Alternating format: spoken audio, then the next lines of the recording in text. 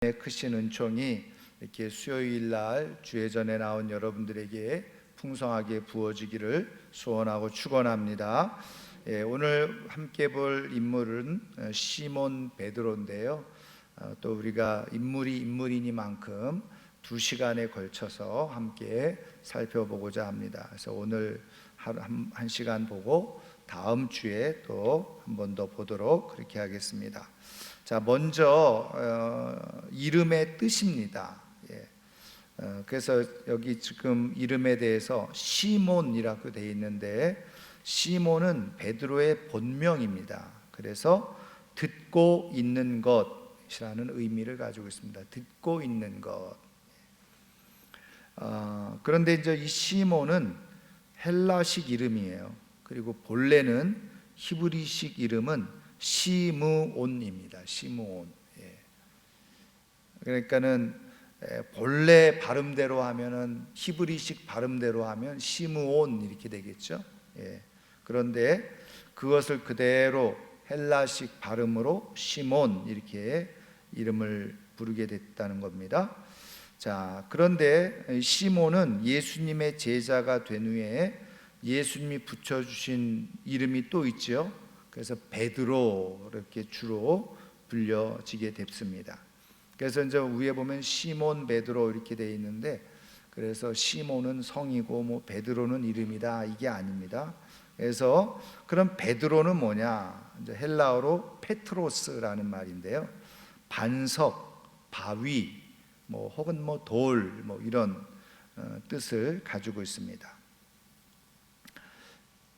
그런데 이제 우리가 성경에 보면 베드로를 향해서 게바, 그 밑에 보시면 요한복음 1장 42절에 나와 있죠. 예수께로 오니 예수께서 보시고 이르시되 내가 요한의 아들 시몬이니 장차 게바라 하리라 하시니라. 게바는 번역하면 베드로라 이렇게 되어져 있죠. 그래서 이 게바는 바로 이 아람어입니다. 아람어. 그 당시에 인전 유대인들 사이에서 통용되어졌던 그런 언어가 아람어였거든요. 근데 왜 유대인들이 아람어를 썼느냐 이렇게 이제 질문하실 수 있는데, 히브리어랑 아람어는요 거의 어원이 같습니다. 같이 사용되어졌던 언어죠. 자, 그런데 어쨌든 그 당시에 주로 통용되어졌던 언어가 이제 아람어였습니다. 그래서 아람어로 이 게바, 정확하게 말하면 케파스죠. 케파스. 근데 이 뜻이 뭐냐면 똑같아요. 반석, 바위라는 뜻입니다. 그러니까는 이 게바는 유대인들에게 익숙하여 있는 단어라고 말할 수 있겠죠. 그런데 이제 그것을 그대로 헬라식으로 번역을 해서 사용하면 바로 베드로. 베드로, 게바 똑같은 뜻이죠. 하나는 헬라어고 하나는 아람어입니다. 시몬 같은 뜻이죠. 그러나 하나는 헬라어고 하나는 또 히브리식 이름인 것입니다. 자, 어쨌든 뭐 베드로에게 이렇게 이름이 있는데, 여러분 또 시몬이라고 하는 이름도 여러분 또 성경에 여러 사람 등장하고 있는 것을 이제 볼 수가 있는데, 이제 대표적으로는 여러분 잘 아시는 대로 예수님께서 십자가를 지고 가실 때 구레네 사람 시몬, 그죠? 그런 사람이 등장하고, 또 예수님의 동생 중에도 시몬이라고 하는 이름을 가지고 있는 사람도 있습니다. 자, 어쨌든 그래서 이름의 뜻이 이렇게 있고요. 가족 배경을 보겠습니다. 자, 먼저 마태복음 16장 17절 우리 한번 같이 읽겠습니다.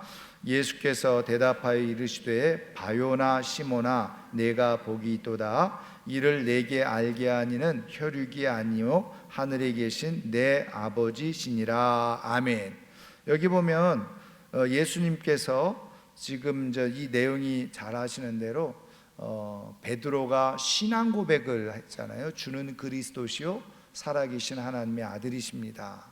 이 사실에 대해서 예수님께서 그 말씀을 듣고 전 베드로를 칭찬하시는 내용인데, 거기에 보면 바요나 시모나 이렇게 말해요. 근데 이 바요나가 뭐냐면 봐, 이게 아들이란 뜻입니다. 요나, 그러니까 요나의 아들이라는 그런 의미죠. 자, 그리고 요한복음 21장 15절 보세요. 요한복음 21장 15절 같이 읽습니다. 그들이 조반 먹은 후에 예수께서 시몬 베드로에게 이르시되 요한의 아들 시몬아, 네가 이 사람들보다 나를 더 사랑하느냐 하시니 이르되 주님, 그러하나이다. 내가 주님을 사랑하는 줄 주님께서 아시나이다. 이르시되 내 어린 양을 먹이라 하시고. 아멘. 여기 보면 정확하게 요한의 아들 시몬아 이렇게 말씀을 해주고 있죠. 자, 그래서 시몬 베드로의 아버지는 요나 혹은 요한으로 그렇게 기록되어져 있습니다. 자, 그 다음에 마가복음 1장 16절입니다. 우리 한번 같이 읽겠습니다. 갈릴리 해변으로 지나가시다가 시몬과 그 형제 안드레가 바다에 금을 던지는 것을 보시니 그들은 어부라. 아멘. 여기 보면 시몬과 그 형제 안드레 이렇게 돼 있죠. 그래서 베드로의 형제, 그래서 베드로가 형이고 안드레가 동생일 것이다 이렇게 이제 보고 있죠. 그래서 베드로의 형제는 안드레로 함께 예수님의 제자였습니다. 그러니까는 예수님의 제자 중에는 형제가 함께 제자였던 사람들이 여기 베드로와 그 다음에 안드레, 그 다음에 요한과 야고보 이렇게 있었던 것을 우리는 볼 수 있죠. 자, 그리고 이제 세 번째로 보시면 마가복음 1장 30절 같이 읽습니다. 시몬의 장모가 열병으로 누워 있는지라 사람들이 곧 그 여자에 대하여 예수께 여짜온대. 자, 고린도전서 9장 5절 우리가 다른 사도들과 주의 형제들과 게바와 같이 믿음의 자매된 아내를 데리고 다닐 권리가 없겠느냐. 아멘. 그래서 이 고린도전서는 잘 아는 것처럼 사도 바울에 의해서 기록되어진 거잖아요. 그래서 이제 바울이 지금 고린도 교회를 향해서 편지를 쓰면서 뭐라고 얘기를 한 겁니까? 주의 사도들 혹은 주의 형제들과 게바와 같이 뭐예요? 믿음의 자매된 아내를 데리고 다닐 권리가 없겠느냐. 이런 것으로 볼 때 또 마가복음 1장에서 나와 있는 것처럼 시몬의 장모 이렇게 표현해 주고 있는 것으로 볼 때 베드로는 기혼자였다는 거죠. 그래서 베드로는 아내가 있는 것으로 성경에 소개되어지고 있습니다. 그러나 그 아내가 누군지는 성경에 나와 있지 않아요. 그리고 또 이제 우리가 그 신학자들 사이에서는, 주석학자 사이에서는 이제 바로 이 베드로에게 자녀도 있었을 것이다.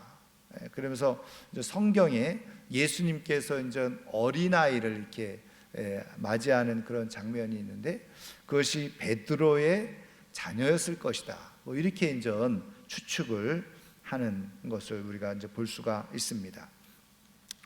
어쨌든 이 베드로가 대사도인데 왜 아내의 이름이 기록되어지지 않았을까? 이제 그렇죠?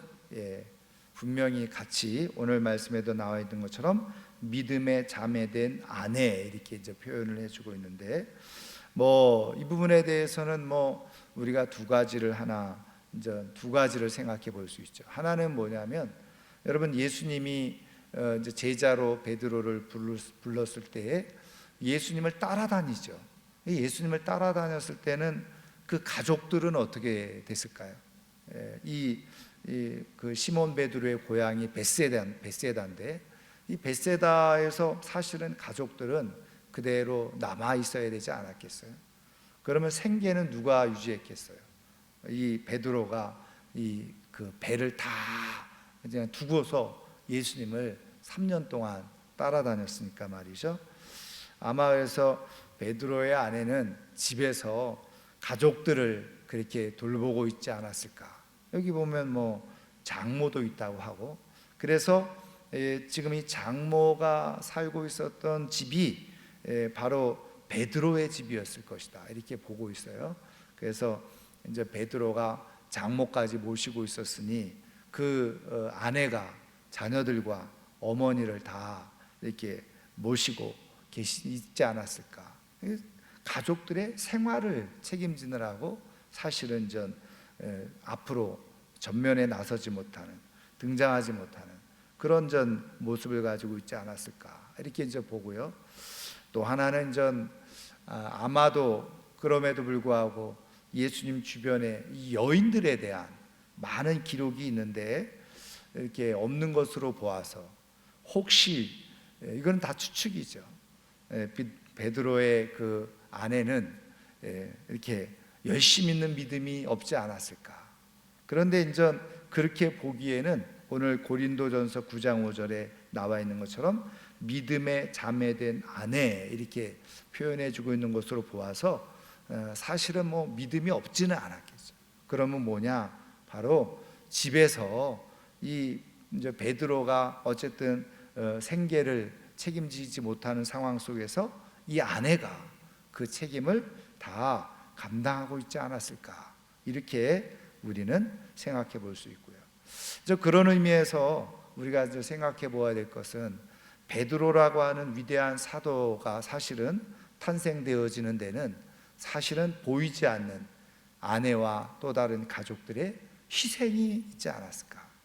뭔가 베드로가 대의를 위해서 이렇게 사명을 감당하고자 했을 때 믿음의 아내 또 믿음의 가족들 다 협력을 해서 당신은 주의 일을 하소서 이러면서 다 후원을 하고 정말 이름도 빛도 남지 않고 그 안에 그렇게 살아왔던 인생은 아니었을까, 우리가 이렇게 생각을 해볼 수가 있습니다.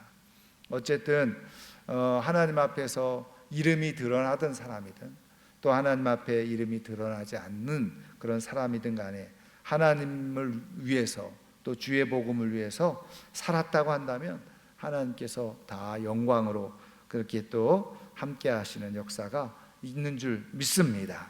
자, 어쨌든 그래서 베드로의 아내에 대해서는 소개되어지고 있지 않다는 겁니다. 자, 그러면 신약 성경은 시몬 베드로에 대해서 어떻게 말씀하고 있습니까? 1번 보겠습니다. 요한복음 1장 40절 41절입니다. 같이 읽습니다. 요한의 말을 듣고 예수를 따르는 두 사람 중에 하나는 시몬 베드로의 형제 안드레라. 그가 먼저 자기의 형제 시몬을 찾아 말하되 우리가 메시아를 만났다 하고, 메시아는 번역하면 그리스도라. 아멘. 그래서 여기 보면 요한의 말을 듣고 예수를 따르는 두 사람 중에 하나, 이 요한은 누구를 얘기할까요? 세례 요한이죠. 그래서 세례 요한의 말을 듣고 따르는 두 사람 중에 하나는 누구라고요? 시몬 베드로의 형제 안드레였다는 거예요. 자, 그래서 한 사람은 세례 요한의 말을 듣고 따르는 두 사람 중에 한 사람은 안드레였고 또 한 사람은 바로 요한복음을 쓴 요한이었을 것이다, 이제 이렇게 보고 있는데, 그런데 이게 안드레가 먼저 완전 그 예수님을 만나게 되는 거죠. 그래서 사실은 이 안드레는 누구의 제자였느냐? 바로 세례 요한의 제자로 있었던 것이죠. 자, 그래서 먼저 자기 형제 시몬을 찾아 말하되 그랬죠. 그래서 그 안드레와 요한이 사실은 예수님을 만나가지고요, 하룻밤을 샜든지 어쨌든 함께 깊이 만나는 시간이 있었던 거예요. 그리고 나서 바로 이 예수님이 메시아인 것이라는 것을 이제 생각이 들었던 거죠. 그래서 이 안드레가 제일 먼저 누구를 생각해낸 거예요? 형 베드로를 생각해낸 거죠. 그래서 와가지고 바로 메시아를 만났다. 그래서 베드로에게 예수님을 소개하는 사람이 바로 안드레였다는 거죠. 자, 그래서 1번 베드로는 형제 안드레에 의해 예수님을 만났습니다. 물론 우리가 성경을 보면 우리가 지금 읽은 누가복음에서는 또 만남의 또 과정이 다르고 마태복음에서도 예수님께서 이제 직접 부르신다라고 하는 이제 그런 내용들이 이제 있는데, 이런 것들은 약간의 이제 예수님과의 만남의 어떤 시차 그리고 과정이 조금씩 다르게 이제 나타나고 있는데, 여러분 이제 우리가 사람을 만나도 마찬가지잖아요.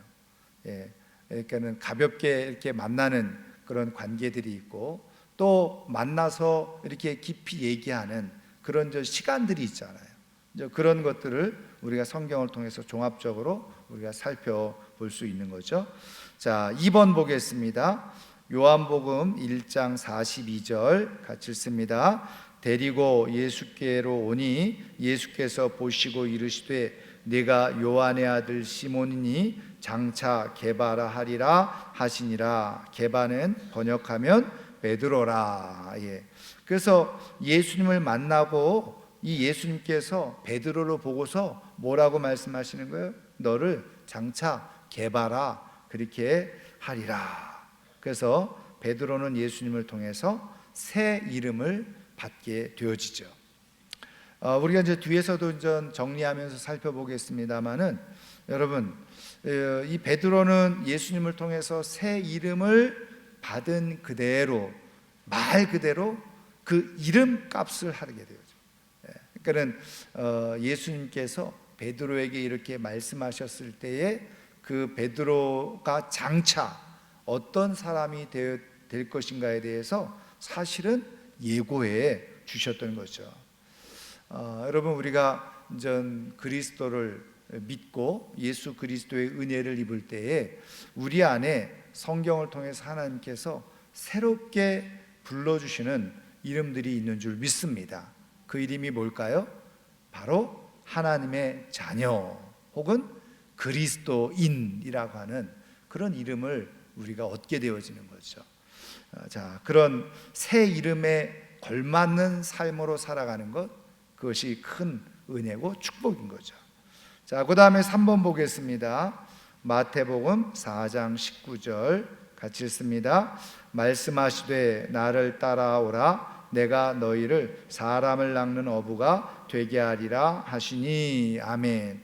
그래서 베드로는 예수님으로부터 특별한 사명을 받습니다. 그 특별한 사명이 뭐예요? 이제는 고기를 낚는 어부가 아니라 사람을 낚는 어부가 되게 된다는 거죠. 그래서 그 잘 아시는 것처럼 이제 영혼을 구원하는 그러한 삶으로 살아가는 인생이 될 것이다 하는 것을 말씀해 주고 있는 것이죠. 그래서 우리가 말씀드린 것처럼 예수 그리스도를 구주로 믿고, 그리고 하나님을 믿으면서 예수 그리스도 안에서 우리 모든 사람은 삶의 새로운 사명 혹은 소명, 이것을 갖고 살아가게 된다는 거죠. 그것이 뭐냐? 우리 모두는 다 바로 영혼을 구원하는 사람으로서 부름을 받았다는 거예요. 그것이 오늘 우리에게 주어진 새로운 사명인 거예요. 그 사명을 감당하면서 살아갈 때 그 인생이 복된 인생이 되는 줄 믿습니다. 자, 그 다음에 네 번째 보겠습니다. 자, 구절이 각각 다른 세 구절이 있는데요. 자, 마가복음 5장 37절 같이 읽습니다. 베드로와 야고보와 야고보의 형제 요한 외에 아무도 따라옴을 허락하지 아니하시고. 여러분 이 내용은 무슨 내용이냐면, 회당장 야이로의 딸이 죽어간다고 하는, 병이 들었다는 얘기를 듣고 예수님에게 요청을 하죠. 그랬을 때 예수님께서 이제 이 딸을 고치러 가는데, 고치러 가는 과정 속에서 혈루증 앓는 여인에 의해서 붙잡히게 돼요. 그래서 또 혈루증 앓는 여인 예수님 얘기를 들어주고 그 병을 고쳐주시죠. 그리고 이제 야이로의 집으로 갔더니 이미 그 딸이 어떻게 해요? 죽어 있었던 거죠. 그런데 그 죽어 있는 현장에 예수님이 누구를 데리고 왔느냐? 12명의 제자 중에 바로 베드로와 야고보와 요한, 이 세 명만 데리고 들어갔다는 거예요. 자, 그래서 죽은 딸을 살리시는 그런 기적을 베푸는 현장에 바로 베드로가 있었다는 거죠. 자, 그 다음에 두 번째 누가복음 9장 28절입니다. 같이 읽습니다. 이 말씀을 하신 후 8일쯤 되어 예수께서 베드로와 요한과 야고보를 데리고 기도하시러 산에 올라가사 그랬어요. 우리가 잘 아는 내용이죠. 예수님께서 일명 변화산, 산 이름이 변화산은 아니에요.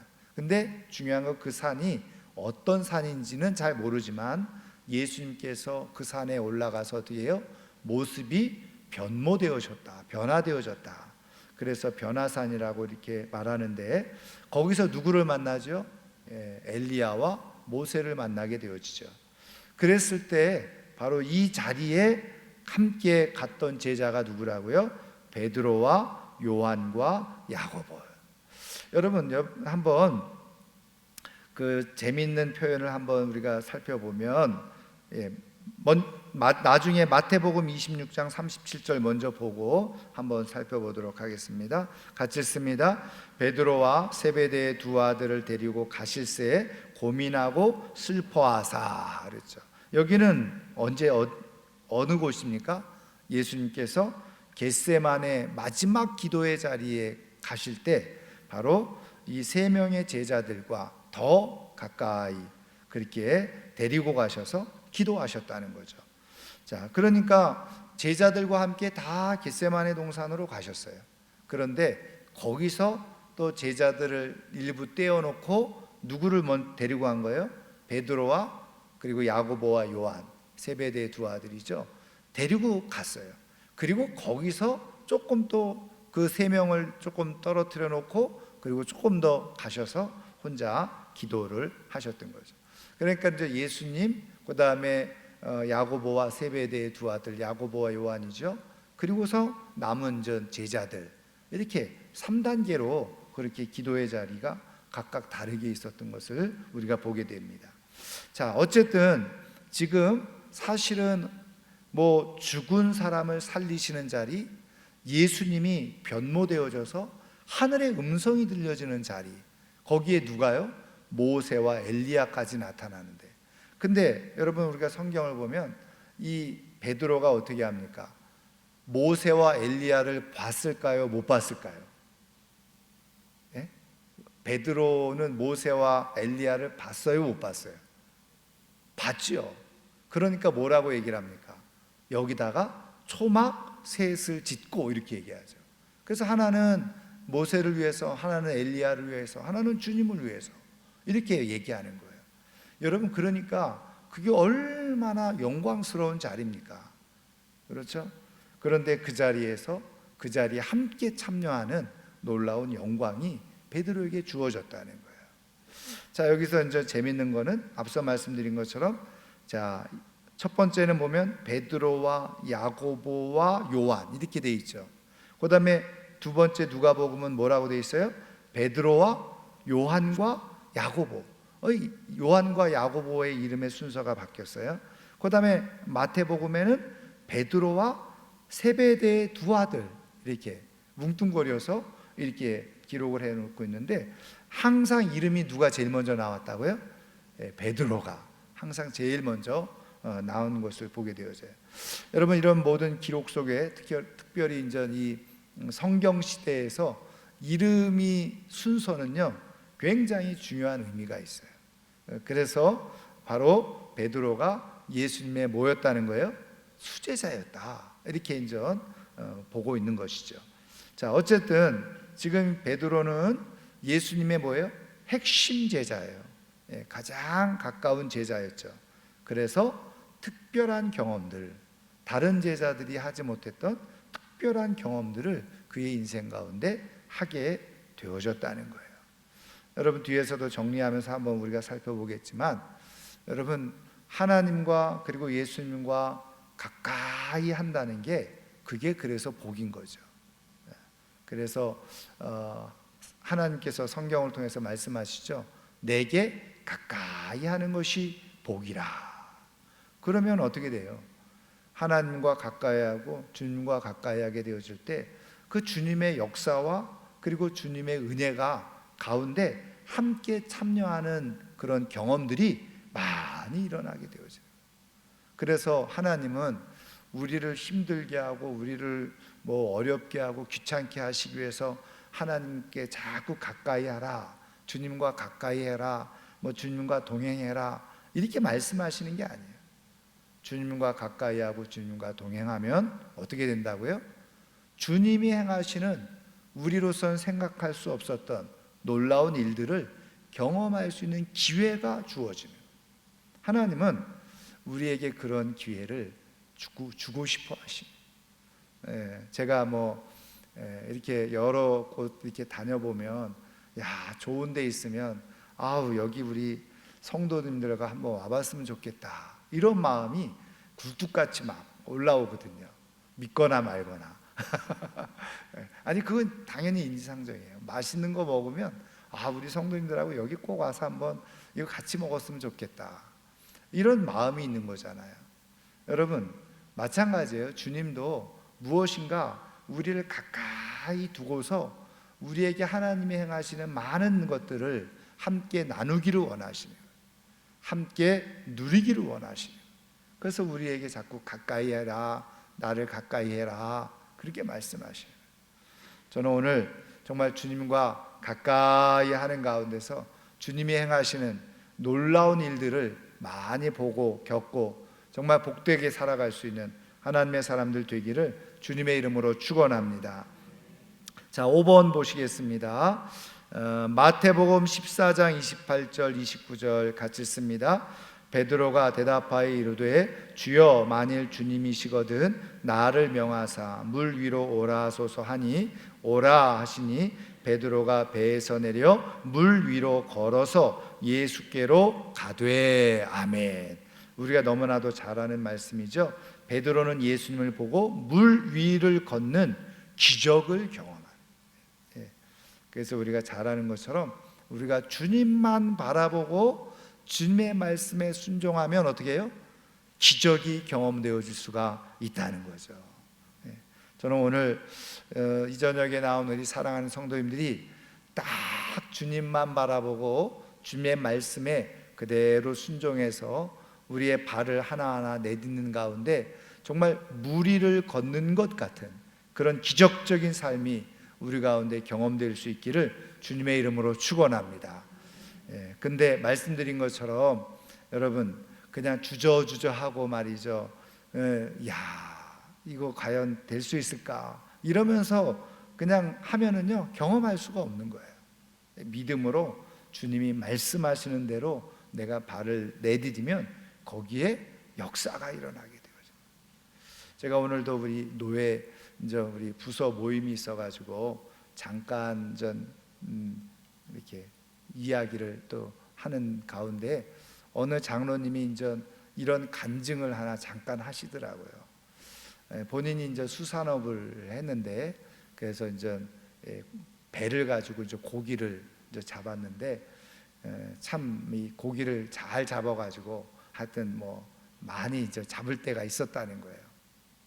그런데 그때 자신이 정말 장로로서 성도로서 그 세금이라든지 이런 것들을요 아주 정직하게 자기가 다 수확하는 대로 그대로 다 신고를 했다는 거예요. 그러니까 주변에서 그렇게 철저하게 그렇게 다 신고할 필요가 뭐 있냐. 대부분 왜냐면 그게 사람들이 어떻게 하면 세금 덜 내고 안 내고 탈세하고 그러는 때잖아요. 아주 오래된 얘기인데. 근데도 장로님이 그렇게 다 했다는 거예요. 근데요, 나중에 IMF가 될 때 그때 어떤 일이 일어났냐면 세계 그 해로 기구에서 200캐리. 그래서 이제는 그 배를 감축하는 그때가 있었다는 거예요. 여러분 아마 아실 거예요. 근데 정부에서도 중국에서도 그렇고 우리나라에서도 그렇고 배를 감축해야 되는데 그때 이 배가 여러 가지로 뭐냐면은 고기가 안 잡히는 그런 시기였다는 거예요. 그래서 장로님이 이걸 그냥 보상받고 정부에서 하라는 대로 배를 감축해야 되겠다. 배를 팔아버려야 되겠다. 그러니까 국가에서 그걸 보상을 하는 거잖아요. 그래가지고 그렇게 이제 절차를 밟고 진행하는데, 이제는 정부에서는 보상의 기준이 있잖아요. 근데 보상의 기준을 뭐로 잡느냐? 바로 이 배를 가지고 얼마나 많은 고기를 잡았느냐, 그걸 가지고 보상해 주었다는 거예요. 그런데 자기랑 똑같은 배들은 다 속였잖아요. 적게 수확했다고, 적게 잡았다고 신고를 했잖아요. 근데 자기는 정직하게 다 잡은 대로 신고를 했잖아요. 그랬더니 보상받을 때 완전히 차이가 나더라는 거예요. 왜냐하면 속여서 했던 사람들은 아무리 자기네들이 평상시에 뭐 장부, 개인 장부 쓰면서 많이 수확했다고 그렇게 갖다 내도 이미 세금을 낼 때 그 기준, 세금 낸 것 자체가 작으니까 이거는 개인 장부는 인정도 해주지 않았다는 거예요. 세금 낸 거로만 인정해줘요. 그러니까 똑같은 크기의 배, 똑같은 그 종류의 고기를 잡았었는데 자기가 철저하게 신앙 양심을 따라 이렇게 정직하게 바르게 했더니 나중에 다른 배보다도 2배, 3배 보상을 훨씬 더 잘 받게 되어지는 그런 결과를 얻게 되어졌다. 그러면서 그나마 이렇게 내가 정말 믿음으로 살아가는 것에 대해서 하나님께서 이렇게 보상해 주시는 그런 은혜가 있구나 하는 것을 경험하게 되어졌다는 거예요. 여러분, 오늘 우리가 지금 당장에는 우리가 말씀대로 사는 게요, 힘들 것처럼 보이고 세상에서는 잘 적용이 안 되는 것처럼 보이고 오히려 말씀대로 사는 게 손해보는 것처럼 지금은 느껴질 수 있어요. 그런데 정말 중요하고 결정적인 순간에 하나님께서 그 말씀대로 순종하며 산 것에 대한 놀라운 보상과 은혜가 우리에게 반드시 주어진다는 사실을 믿으시기를 주님의 이름으로 축원합니다. 그게 하나님이 행하시는 방법이에요. 자, 그래서 이 베드로도 그냥 주님만 바라보고 주님이 오라 그러니까 발을 내디뎠을 때 기적의 역사들을 경험하게 된 거예요. 자, 6번 보겠습니다. 마태복음 16장 16절 17절 같이 읽습니다. 시몬 베드로가 대답하여 이르되 주는 그리스도시요 살아계신 하나님의 아들이시니이다. 예수께서 대답하여 이르시되 바요나 시몬아 내가 복이 있도다. 이를 내게 알게 하니는 혈육이 아니요 하늘에 계신 내 아버지시니라. 아멘. 그래서 우리가 너무나 잘 아는 것처럼 베드로는 예수님께서 인정하시는 신앙 고백을 함으로 칭찬을 듣게 되죠. 그래서 이 베드로가 했던 주는 그리스도시요 살아계신 하나님의 아들이십니다, 이것이 가장 완전한 예수님에 대한 신앙 고백의 모델로, 모범으로 그렇게 기록되어져 있는 것을 볼 수가 있고요, 예수님도 그것을 기쁘게 인정하셨던 것을 볼 수가 있습니다.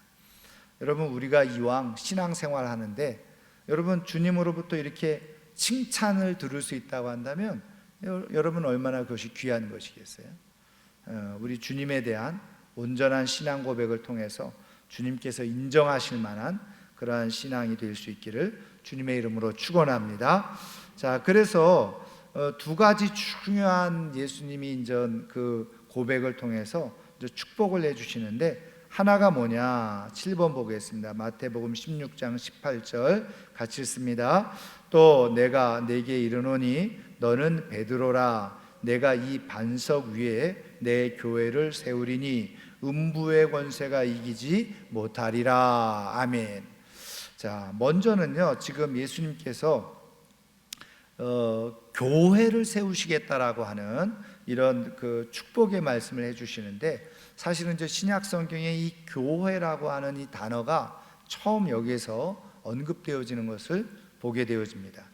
그런데 이제 여러분 여기 보면 이 베드로라고 하는 이 단어가 반석이라는 단어잖아요. 그래서 이 반석 위에 내 교회를 세우겠다, 주님의 교회를 세우겠다 그랬어요. 이제 여기서 우리가 카톨릭 교회와 그리고 우리 기독교, 개신교와 이제 차이점이 있는데, 카톨릭 교회는 말 그대로 지금 베드로 위에 교회를 세웠다 이렇게 이제 보고 있는 겁니다. 그래서 베드로를 초대 교황으로 그렇게 가톨릭 교회에서는 인정을 하죠. 그리고 베드로 위에 이제 교회가 세워졌다, 이렇게 이제 고백하고 있습니다. 근데 이제 제가 이 부분에 대해서는 여러 번 말씀드렸습니다만은 초대 예루살렘 교회의 대표는 베드로가 아니었죠. 우리 사도행전 15장을 읽어보면 그때 대표는 누구였느냐? 바로 예수님의 제자 야고보였던 것을 우리가 이제 사도행전을 읽어보면 알 수가 있습니다.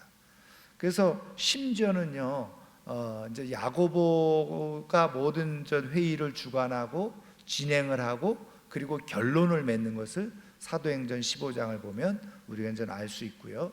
베드로는 거기서 한 의견을 제시하는 그런 전 입장에 놓여져 있었던 것을 보게 되어지고, 또 심지어는 바울이 말이죠, 이 베드로를 이제 갈라디아서를 보면은 베드로를 책망했다, 게바를 책망했다, 이제 이런 내용도 이제 나오고 있는 것을 우리가 보게 되어져요. 이제 어쨌든 그래서 이제 가톨릭 교회에서는 이제 베드로를 이렇게 교회의 반석으로 이제 보고 있지만 저희는 그렇게 보고 있지 않는데, 그러면 뭐냐? 지금까지의 이제 해석은 이 해석이었어요. 여기서 말하는 예수님이 말씀하시는 주님의 교회를 세우겠다고 하는 이 반석이 뭐냐? 베드로의 신앙 고백이었다, 이렇게 해석을 해왔습니다. 베드로의 신앙 고백. 그래서 주는 그리스도시요 살아계신 하나님의 아들이십니다 라는 이 고백 위에 주님의 교회를 세우겠다라고 하는 의미다. 그런데 그것도 좀 해석이 틀렸다는 거죠. 그래서 여기 보면은, 왜냐하면 정확하게 베드로를 지목해서 내가 이 반석, 너는 베드로다, 그리고 내가 이 반석 위에, 그래서 이 반석은 정확하게 어떤 신앙 고백이 아니라 반석이라고 지칭을 했다는 거죠. 자, 그런 의미에서 이제 최근에 해석은 어떤 해석이냐면 바로 이거는 베드로가 맞다는 거예요. 근데 베드로라고 하는 사람 위에 이걸 교회를 세운 것이 아니라 베드로가 어떤 사람이라는 거예요? 예수님을 주는 그리스도시요 살아계신 하나님의 아들이십니다 라고 신앙 고백을 한 베드로라는 거죠. 그러니까 베드로라고 하는 인격체 위에다 교회를 세운 것이 아니라 베드로처럼 신앙 고백, 주는 그리스도시요 살아계신 하나님의 아들이십니다 라는 신앙 고백을 가지고 있는 사람들 위에 교회를 세웠다는 거예요. 그래서 결국은 교회가 뭐냐? 예수 그리스도를 구주로 믿는 사람들의 모임, 그게 공동체, 그게 교회잖아요. 그러니까 사람들이 교회라는 거죠. 그런 의미에서 보면 바로 말씀드린 것처럼 이 해석이 맞죠. 자, 그래서 어쨌든 지금 베드로는 7번 예수님으로부터 교회에 대한 말씀을 처음으로 듣게 되어지는 것을 보게 되어지는데, 어쨌든 이 베드로와 같은 신앙 고백을 한 사람들 위해 주님의 교회가 세워졌다. 그래서 주님의 교회의 가장 중요한 본질은 뭐예요? 주는 그리스도시요 살아계신 하나님의 아들이십니다라고 하는 이런 공통된 신앙 고백이 있어야 된다는 거예요. 그래야지 참된 교회가 된다는 거죠. 자, 그 다음에 8번 보겠습니다. 자, 베드로가 이렇게 칭찬을 들은 반면에 또 문제도 있어요. 마가복음 8장 32절 33절 같이 읽습니다. 드러내놓고 이 말씀을 하시니 베드로가 예수를 붙들고 항변하매 예수께서 돌이키사 제자들을 보시며 베드로를 꾸짖어 이르시되 사탄아 내 뒤로 물러가라. 내가 하나님의 일을 생각하지 아니하고 도리어 사람의 일을 생각하는도다 하시고. 아멘. 지금 바로 예수님이 말이죠, 지금 이 베드로를 이렇게 칭찬하시고 났는데, 그리고 나서 예수님께서 하신 말씀이 뭐냐면, 내가 이제 사람들의 손에 의해 붙잡혀서 죽게 되어지고 3일 만에 다시 살아나게 될 것이다, 이 말씀을 예수님이 하세요. 근데 그 말을 듣고는 살아나게 된다라고 하는 말보다는 뭐예요? 사람들에 의해서 붙잡혀서 고난을 당하고 죽게 될 것이다, 죽게 된다는 말이 그냥 귀에 확 들어온 거예요. 그러니까 베드로가 뭐라 그런 거예요? 절대 그렇게 할 수 없다. 그렇게 이제 오늘 말씀해 보면 항변을 했다는 거죠. 예수님 절대 죽으시면 안 된다. 그렇게 이제 얘기했을 때 오히려 예수님은 베드로를 꾸짖어서 어떻게 해요? 사탄아 물러가라. 이렇게. 그래서 하나님의 일을 생각하지 아니하고 사람의 일을 생각한다. 그러니까 같은 자리에서 어떻게 해요? 칭찬을 듣기도 하고 또 책망을 듣는 그런 모습을 베드로에게 우리가 볼 수가 있죠. 자, 그러니까 중요한 것은 뭐냐면 말씀드린 것처럼 이 영적 상태가 중요한 거죠. 영적 상태. 그렇죠? 근데 사실은 베드로도 우리가 충분히 인간적인 생각을 가지고는 이해할 수 있어요. 우리가 이제 나중에도 베드로가 예수님이 이제 죽으시는 자리에 끝까지 같이 가겠다. 또 이렇게 베드로가 이렇게 얘기하잖아요. 그러니까 사실은 베드로는요, 인간적으로 그런 충만한 충성심이 기본적으로 있었다고 볼 수 있어요. 근데 여러분, 우리가 잘 기억해야 될 게 뭐냐면 베드로가 지금 예수님을 정말 충성스럽게 따르니까 예수님 죽으시면 안 됩니다. 이렇게 말하는 게 지극히 당연하고 정상적이잖아요. 근데 오히려 예수님은 그걸 가지고 뭘 말씀하셨어요? 오히려 사탄이라고까지 말씀하셨어요. 그러니까 여러분, 충성한다고 해서 그게 다 좋은 게 아닐 수 있는 거예요. 하나님과 무관한 충성, 그거는 때로는 뭐가 될 수가 있다는 거예요? 사탄의 도구가 되어질 수 있다는 거예요.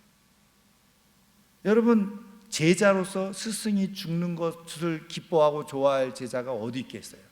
그 당연히 그 죽음을 반대하는 건 당연하다. 그런데 예수님은 아주 날카롭게 그런 베드로에게 비수와 같은 말씀을 하시잖아요. 사탄아 물러가라. 그리고서 네가 하나님의 일을 생각하지 아니하고 사람의 일을 생각한다. 여러분, 그런 의미에서 우리가 충성하는 것도 한번 깊이 생각해 봐요. 내가 인간적인 뜻으로 충성하는 것인지 또 하나님의 계획 가운데 하나님의 뜻을 가지고 충성하는 것인지 우리가 잘 살펴볼 필요가 있다는 거예요. 근데 말씀드린 것처럼 그러면 어떻게 구분할 수 있느냐? 이 구분이 되죠. 말씀드린 것처럼 하나님의 뜻을 이루는 것을 방해하는 것은 아무리 열심을 내도 그건 뭐라는 거예요? 그거는 하나님이 기뻐하시지 않아요. 그거는 사탄의 도구가 되어지는 거예요. 그러니까는 교회를 섬기는데도 마찬가지인 거예요. 하나님께서 뜻하시는 일에 자기가 헌신을 하면 그것이 하나님의 뜻을 이루는 일이 되지만 자기 욕심, 자기 생각으로 막 열심히 하는 것은 오히려 때로는 어떻게 해요? 거꾸로 사탄의 도구가 되어질 수 있어요. 네. 그런 의미에서 우리가 충성하는 것도 잘 살필 필요가 있다는 거죠. 자, 그래서 8번 베드로는 예수님께서 죽음을 예고하실 때 항변하다가 책망을 거꾸로 듣게 되었습니다. 자, 4번 베드로와 관련하여 구약 성경은 어떻게 말씀하고 있습니까? 1번 마태복음 16장 19절. 그래서 앞서 신앙 고백 이후에 한나는 교회를 세우겠다고 하는 약속, 축복의 말씀을 들었고 이게 이제 두 번째 축복의 말씀인데 마태복음 16장 19절 같이 씁니다. 내가 천국 열쇠를 네게 주리니 내가 땅에서 무엇이든지 매면 하늘에서도 매일 것이요 내가 땅에서 무엇이든지 풀면 하늘에서도 풀리리라 하시고, 그래서 천국 열쇠를 이 베드로에게 주었다 하는 말씀이죠. 그래서 사실은 이 열쇠는 바로 누가 가지고 계셨던 거예요?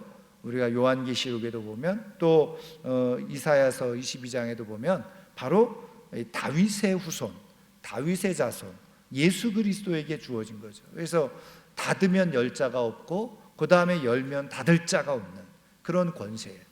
그런데 그것이 누구에게요? 베드로에게. 그래서 가톨릭 교회는 베드로 교황에게 그게 주어졌다는 거예요.